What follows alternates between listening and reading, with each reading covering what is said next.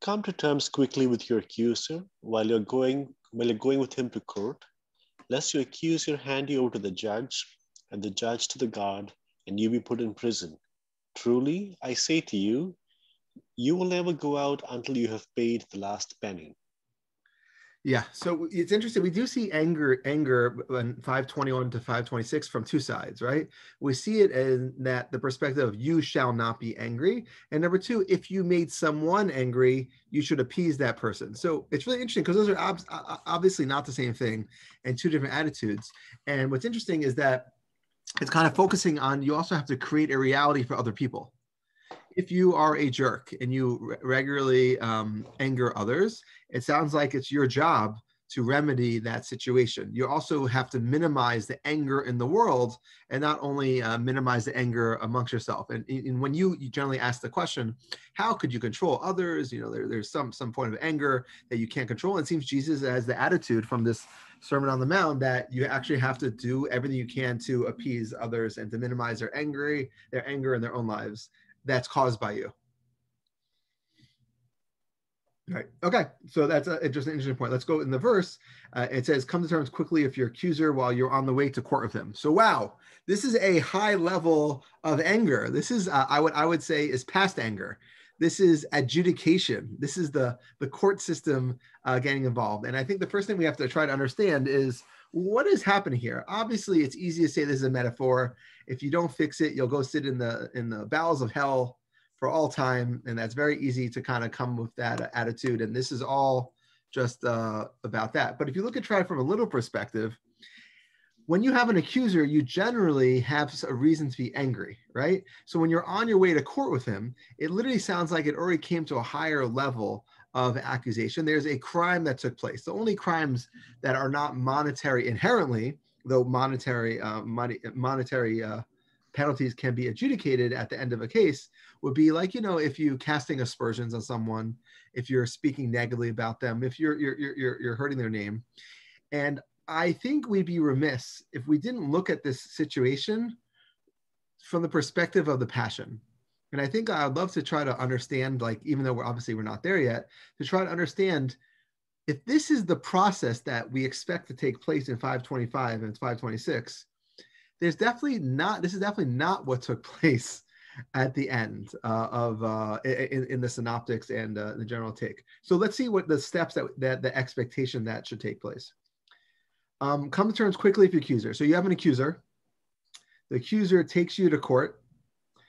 And what happens to the court? You would think in Roman Palestine, it wasn't called that yet, but in Judea at this time, you would have had that the Jews, some kind of syncretic religion, that the Jews would have been allowed to adjudicate their own personal religious issues, but any capital cases would have gone to the high court. It's really interesting when people, I think, don't know exactly when that took place. I think the earliest time they say is 6 BCE, but what we see in rabbinic writings is that when the Sanhedrin was destroyed in year 70 and then eventually moved to Yavne, that the Jewish people no longer had the right to adjudicate capital cases, and that went to the Roman court. But over here, what we see is an accusation. It seems to be something that would have been adjudicated by the court itself, the Jewish court.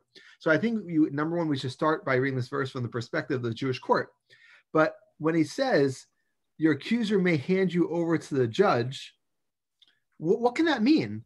So by inherently, when you're going to a court case, you should already have a judge. So I think additional context that you should be aware of, and I think that what we see in American court today is you're allowed to kind of come to terms with someone and not sue them in court. And this is true in Jewish terms today and today as well.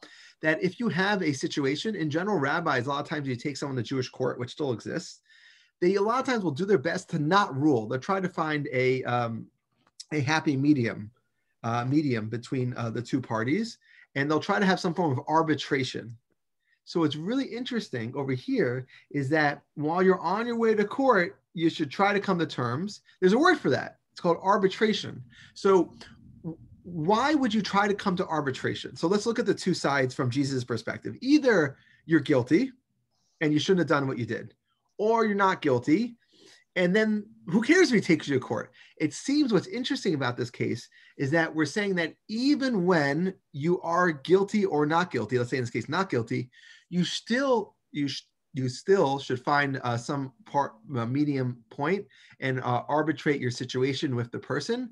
And it sounds like even give in and admit wrong in the situation when you don't feel that you did wrong, which I think is a much higher case than otherwise. What are you arbitrating? Like, well, you're shaking your head. Come to terms quickly with your accuser while you're on the way to court with him, or your accuser will hand you to the judge.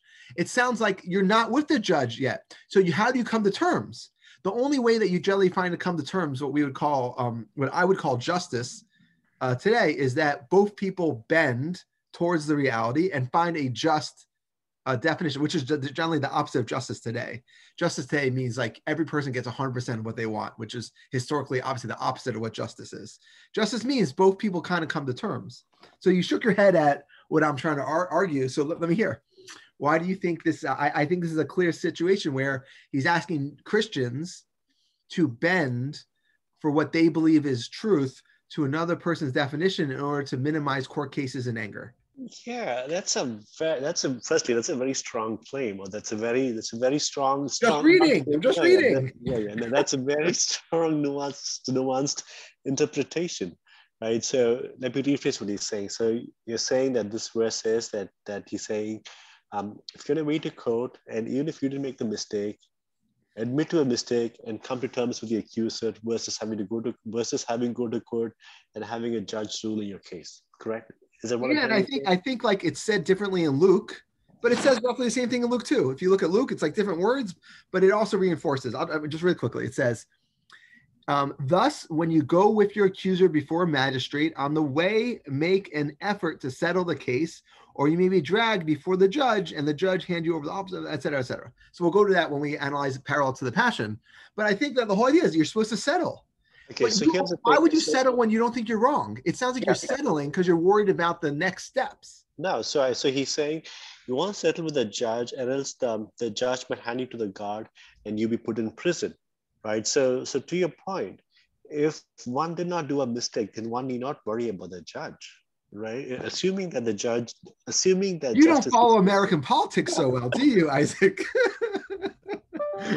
America is different. Now, again, at least in this context over here, when you're shooting for the way things should be, it's more prescriptive. Here's what you should do. It's more prescriptive.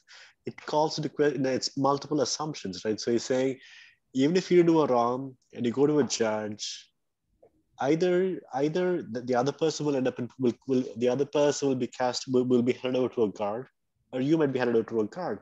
Now, the only way in which one did not do a mistake and will be handed over to the guard is if the judge is also so corrupt. You're assuming you know the end of a case. But can I just ask you, what are the English words you have at the beginning of the verse? How does yours say it? Verse 25. Come to terms quickly with you. So I had come to terms. Let me read you like a more literal Greek translation of it. Agree with your adversary quickly. That's actually a more literal translation. I have come to terms, but the World English Bible uses agree. The King James Version uses agree. Can we define adversary, right? Or could you define it means the guy who you're going to court case with. It just means the other guy. Isn't adversary does the word adversary have a much more richer context? I think that the reason mine uses accuser is because it just means the guy you're going to court with. Adversary, accuser, the guy who you have an issue with.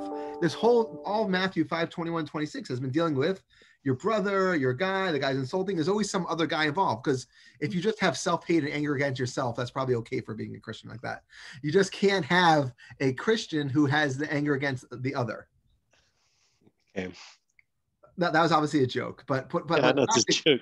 Yeah, but practically what we see here is that there's this idea that even if you look to Luke to Matthew, the one word extra in Matthew is even quickly. Is this there's idea, come to terms quickly, agree with your adversary quickly. In other words, Jesus doesn't want you, even for an iota of time, one moment, to have this on your head where you're angry at someone or someone else is angry at you. The whole idea of coming to terms quickly means repair the situation. And I'm just noting that there's multiple ways to repair. And I think that the whole idea of slapped one time and turn your cheek is that there's this idea that you should take it. As a Christian, it's okay that if you're getting the short end of the stick because you're supposed to see a greater picture here. I mean, that's how I would interpret this. That's Come a to terms profound, quickly. okay. That's a very profound, profound sermon in that. So, okay, I'm so all about the sermons, Isaac. you know, yeah, amen. You say amen. So, okay, so like, if you could clarify, so it sounds like you're saying that there's a big focus on reconciliation. There's a big focus on try to be at peace with everyone as much as possible. 100%. Now, That's exactly what I think it's saying. so, okay, now this is a bit. Now this goes above and beyond anger, right? Now this goes above and beyond anger, or it takes anger to the next level, as this involves uh, arbitration, So and you're right. I don't know what to do. Like, yes, it goes beyond anger, but like because this is on the section on anger, it might just be from the context of you should do that in order to minimize anger between bilaterally. So okay, so does his model of arbitration, his model of reconciliation, is it a basis for this in the Talmud, or would Absolutely, this is the norm. I would say so that. and so to your Yeah. earlier comment, in what way is this teaching revolutionary or different, or what way, or what is the difference in The this only versus what's time, in the Talmud? 100%, yeah, and I would say this is under our category revolutionary, because the only time that you will seek out justice in a way that minimizes what you owe is when you either recognize that the person is owed something as well, or you want this to end quickly, but never because ideologically you believe you shouldn't be in this case. So this is a very different attitude. People in Judaism encourages people to the court cases and encourages both sides to be honest, because you should just want to know the truth. This is advocating a opposite of truth. It's advocating a lack of justice. It's advocating that you act recalcitrant. You take a step back because you recognize that the value of lack of anger or contentment or making sure other people don't feel that way is a higher value than truth. So I would say this is very much not in line with what Judaism would advocate, because you should want both sides to feel justice took place, even though you may not have gotten your whole part, 50-50. But over here, he's saying, come to terms quickly.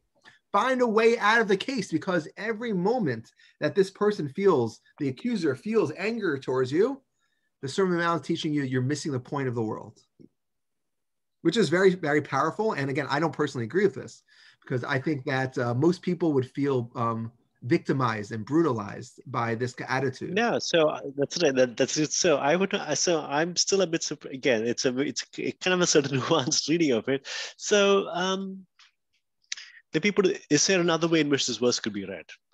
I hear what Yeah, you're saying. you As say in, this is all about them going to heaven and hell and how to deal with your sins, so that your it's not. sin. No, I'm not joking. I'm So saying, okay. like, So okay. So it's also. deal with all your sins in life because you're going to run out of time. That's like the metaphorical way to read Okay, it. so is he? So is he saying, right? I mean, could this also mean to say that if you've made a mistake, don't assume that you can go to court and somehow God will intervene, versus if you've made a mistake, reconcile as soon as possible and come out of it, because that's the best thing to do. Everyone, again, and like if a person I mean, it's was not in wrong what you're anger, made a saying. mistake, and they taken to court, yeah. Isn't that more plus I feel again? like I in the mean, Lukean it text, fits.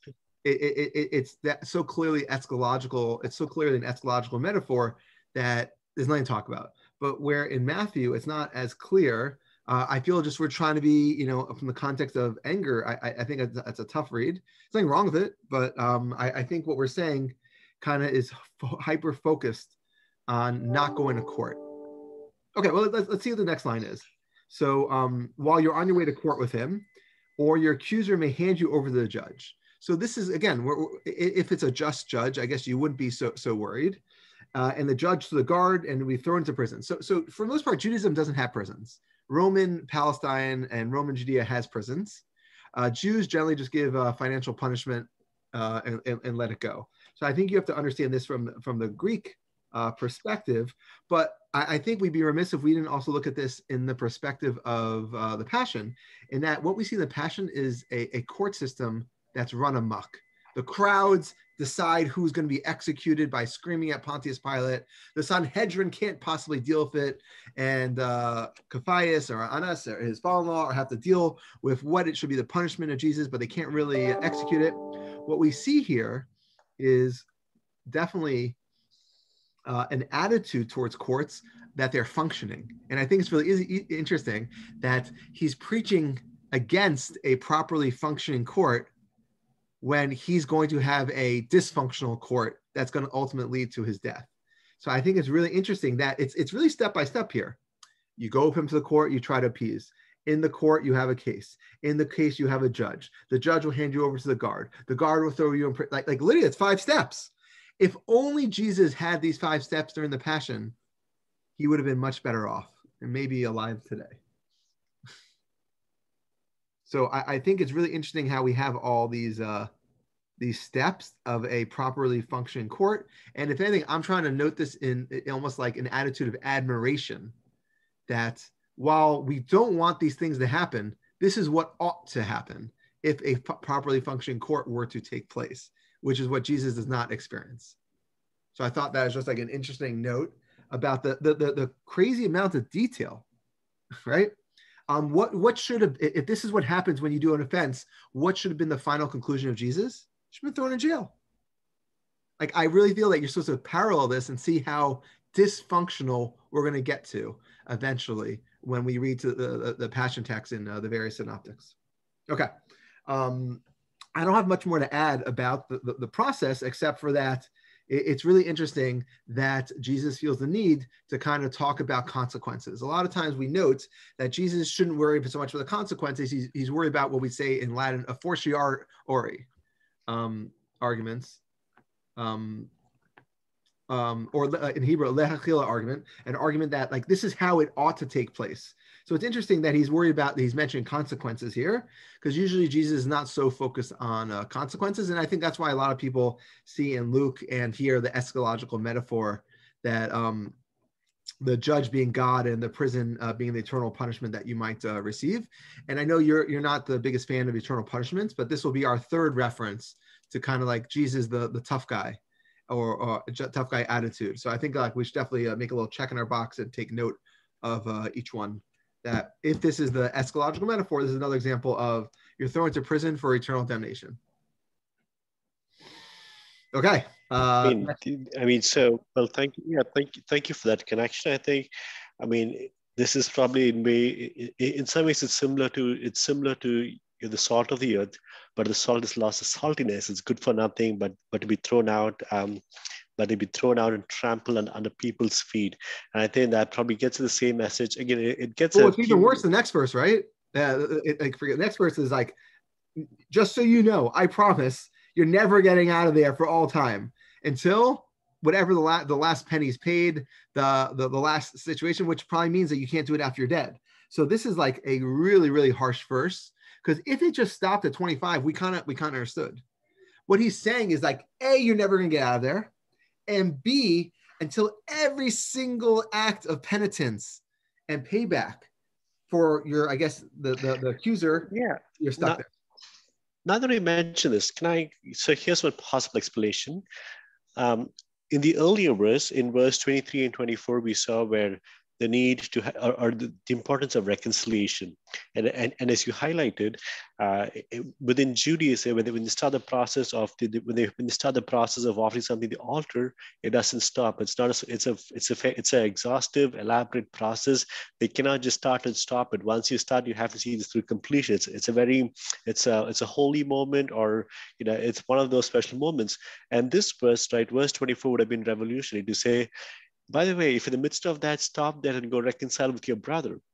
Now, is the author trying to get at the same message as in reconciliation, versus saying, if you don't reconcile with somebody in this age, and if you have that hate, or whatever you again hate, and however things play out, then in the age to come, one can never have that. Again, if one does not have mercy towards your friends and neighbors, people around them, then just completely forget about mercy in the coming kingdom.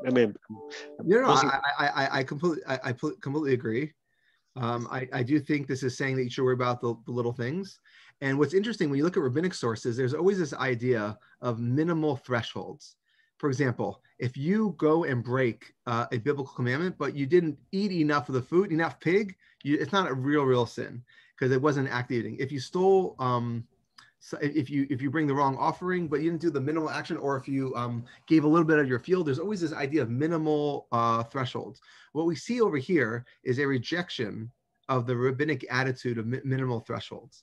If I made you 100th angry, I should say that 100th should be annulled and I shouldn't care about it. Get over yourself, And I think what we're seeing here is an attitude that rejects that you have to kind of be, like we keep saying, super arrogative, go beyond the letter of the law. And even if it is okay what you did, it's still not okay because you will have eternal purgatory or some anti-Protestant attitude like that. Okay.